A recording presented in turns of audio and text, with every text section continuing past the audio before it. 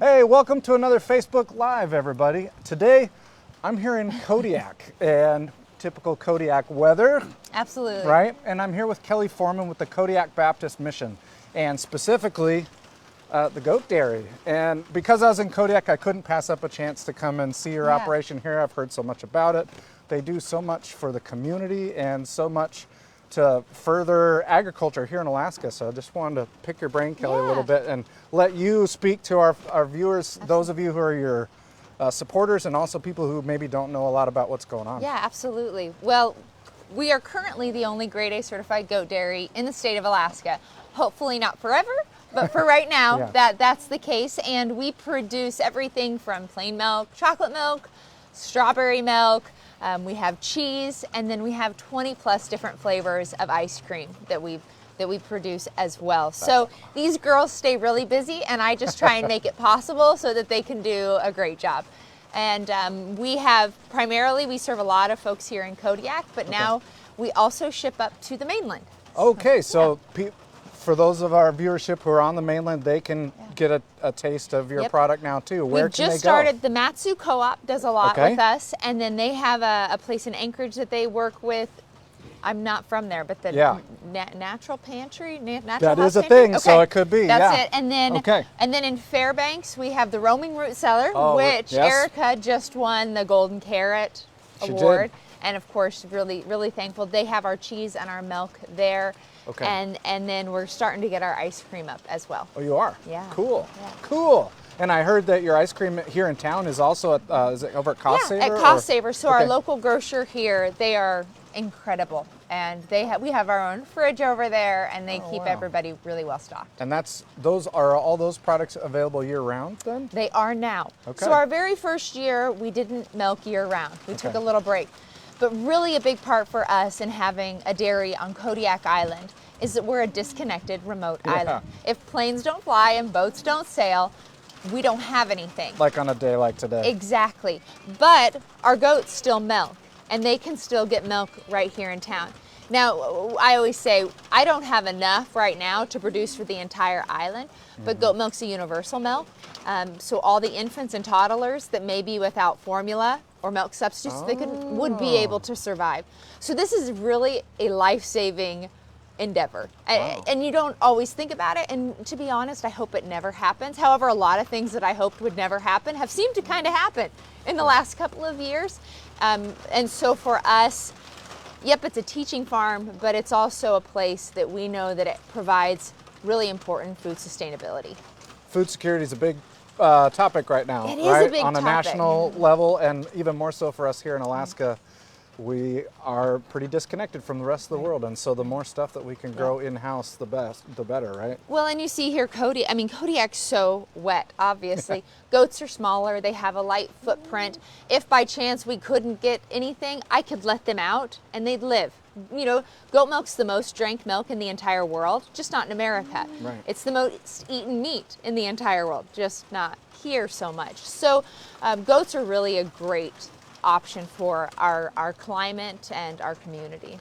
You mentioned the education factor. Tell me a little bit more about that. So we run after-school programs throughout the entire school year. I have a group of 22 kids between first grade and 8th grade that come Tuesday through Friday from 3 to 5:30, but we normally, if we're having a baby goat or something like that happens, we always fudge. And they can run the farm. By this point, they've been with me since September, and so they could have baby goats if we needed. They could do all the workings of everything.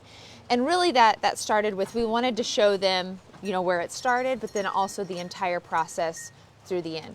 By having this group of kids through every single season, you get the ebb and the flow of the rainy day. We'll be out this afternoon feeding all the goats, doing all the things, taking care of the babies. But on the sunny days, it's really, really wonderful. And then in the summer, we add on that, so these kids will enter a summer internship. The kids that have been with me during the school year will keep going as more of an intensive, a deep dive. Okay. The older kids will do that. And then we have younger kids and new students come in, and they do day camps throughout the entire summer. Wow, that's so cool. Yeah. Yeah, so you have kind of an extensive campus here, and it Yep. reaches back to what, like 1893? So we started in 1893 here, and it really was a full functioning farm.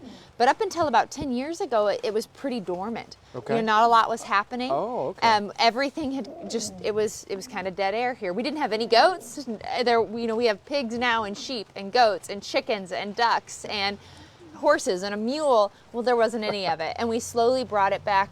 And really, I grew up on a farm. I'm a 5th generation farmer on both sides, originally from Nebraska. My husband and I have been here for 18 years now, though. Oh, wow.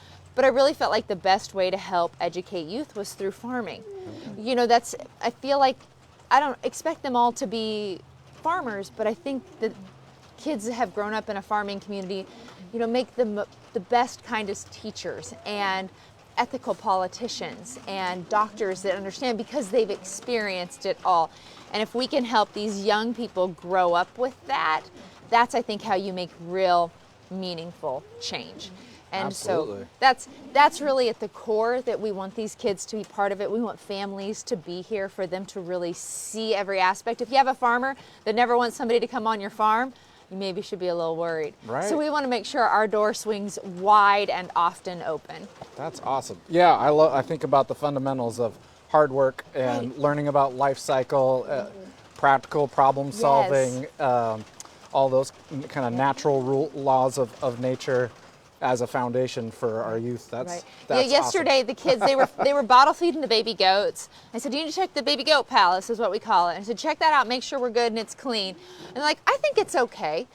And I looked at them, I said, so if you had a stranger walk in there, would you be proud of your work? And I finished up doing something, and I turned around to see them emptying the entire baby goat shelter and cleaning it all out.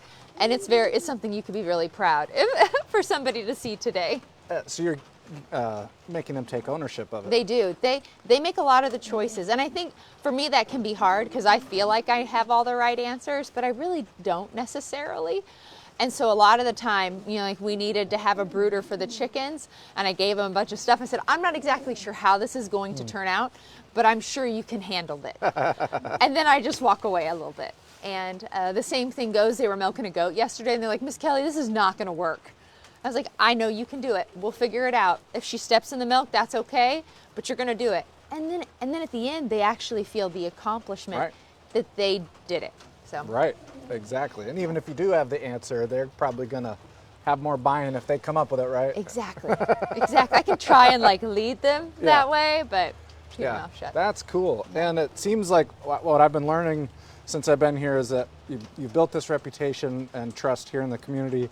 And so now your outreach is expanding beyond just the specific farm-related stuff, right? Like I'm learning you have morning hangout time, community center almost. Yep. So our down there where we would sell our goat milk and our ice, we actually have all that available.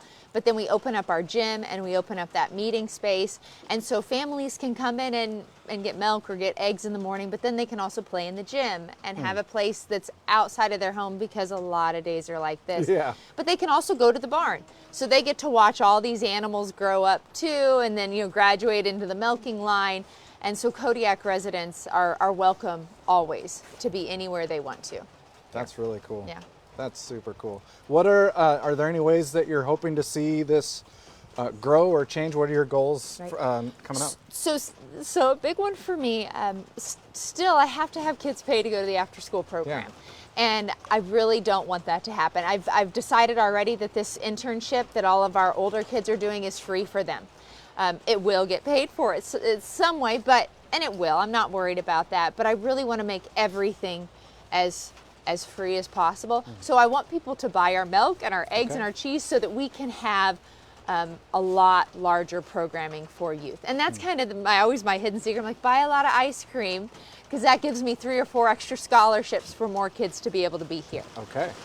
Yeah. So I guess that leads me to what can people who are watching do if they want to get involved? Especially, I think it's easy to tell how people who live in Kodiak can get involved and get access to your products. For the rest of the world that's watching, Sure. what's the call to action? What can they do to try your Right. product or to support your mission? So a couple of the things, we really want to get our products into other communities in Alaska. Alaska Airlines does a great job of helping us get everything off the island the best we can. So if there are folks that, you know, want to work with us and get those things out to their community. I know I have some friends in Homer that really would like some things. So we need a grocer, a local grocer that says, yep, we're going to commit to going to the airport to pick that up.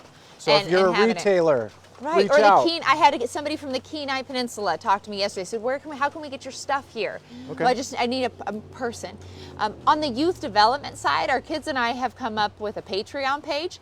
So if you're interested in really learning how can I do youth education or how can we do it, the kids are putting together YouTube videos, and we have all of our releases and all of our posters for activities that we've done. So you can be part of that, but you can kind of learn, how can we grow and expand youth ag education in our area, because anybody can do it. And I think somebody in every community should do it, because that's how we as Alaskans are going to see that sustainability increase. If we can get these young guys involved and want to come back and stay in our state and do the hard job of clearing the land and making it into something. Every Alaskan's done that, and so we just need to be able to increase that, and I think that comes through our youth. That's fantastic. Well, thanks for taking your time. I know you're really busy. No, you got a it's lot okay. going on. Well, maybe we'll run down and see a couple of baby goat births here. Oh, yeah. That would be awesome. Stand by, everybody, in case we post a video or a photo of that coming up. We've got a couple of pregnant goats that are just about to drop. They're on the way. Yeah. Awesome. Well, thanks, everyone, for joining us today for another Thursday Facebook Live. Look forward to seeing you guys next week. And until then, have a good one.